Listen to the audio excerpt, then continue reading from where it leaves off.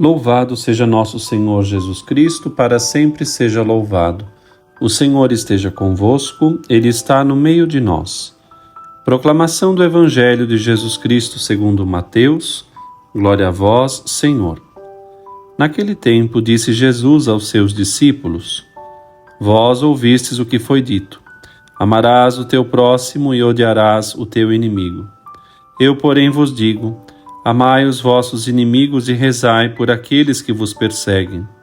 Assim vos tornareis filhos do vosso Pai que está nos céus, porque Ele faz nascer o sol sobre maus e bons, e faz cair a chuva sobre justos e injustos. Porque se amais somente aqueles que vos amam, que recompensa tereis? Os cobradores de impostos não fazem a mesma coisa? E se saudais somente os vossos irmãos, o que fazeis de extraordinário? Os pagãos não fazem a mesma coisa? Portanto, sede perfeitos, como vosso Pai Celeste é perfeito. Palavra da salvação, glória a vós, Senhor.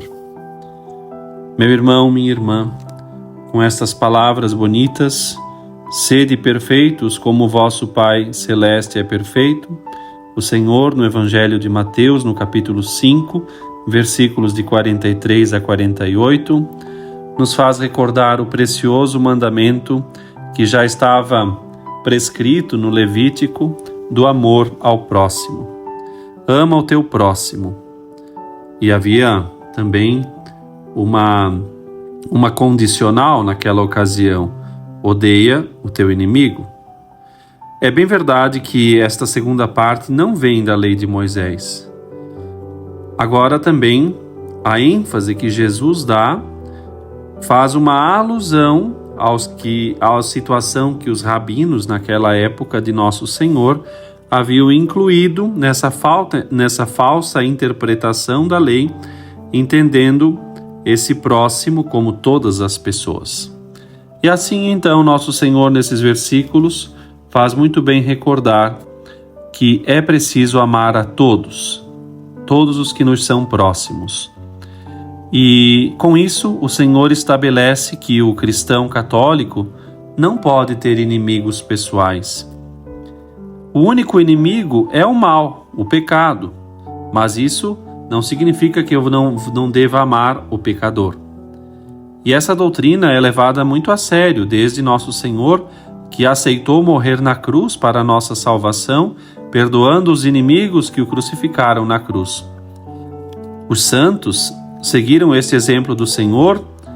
Vale recordar o primeiro mártir, Santo Estevão, que a exemplo do Senhor também orava por aqueles que lhe estavam assim dando a morte no meio daquele martírio.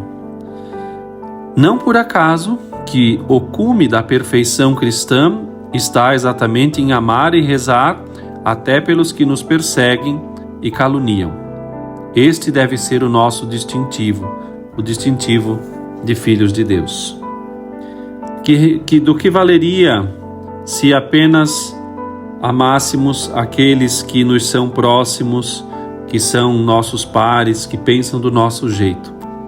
E por isso Nosso Senhor vai fazer uma menção aos publicanos, aos cobradores de impostos, para nos ensinar que estes, dando esse mau exemplo, cobrando os impostos para o império, que naquela ocasião não tinha funcionários próprios, mas entregava o ofício da coletoria para determinadas pessoas dos próprios países de domínio, e assim então esses eram como que empregados subalternos.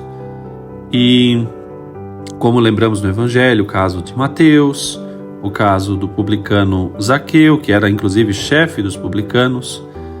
E esses publicanos cobravam sempre uma sobretaxa de tudo aquilo que lhes era dado por missão. E com isso, então, eram infames. E o povo não os concedia a graça da sua amizade, pelo contrário, os detestava. E Nosso Senhor vai fazer menção exatamente a essa situação. Vocês já odeiam os cobradores de impostos, que fazem as coisas por recompensa, ou seja, eles têm um interesse em agradar aos romanos, vocês não devem fazer a mesma coisa. Vocês devem ser perfeitos, como vosso Pai Celeste é perfeito. E por isso aqui está, assim, aquela bem-aventurança que todos somos chamados a viver. Somos chamados à perfeição de Deus. O Senhor nos quer muito perfeitos. O Senhor nos quer, de fato, vivendo de modo grande a graça que Ele mesmo nos deu. E esta perfeição, fruto de quem está na graça e busca a sabedoria, nos é dada como uma obrigação. Nós temos obrigação de nos santificar. E quem pensa que isso é a tarefa exclusiva dos padres ou das freiras, está profundamente enganado. A todos, sem exceção, o Senhor nos chama a sede perfeitos como meu Pai Celeste é perfeito.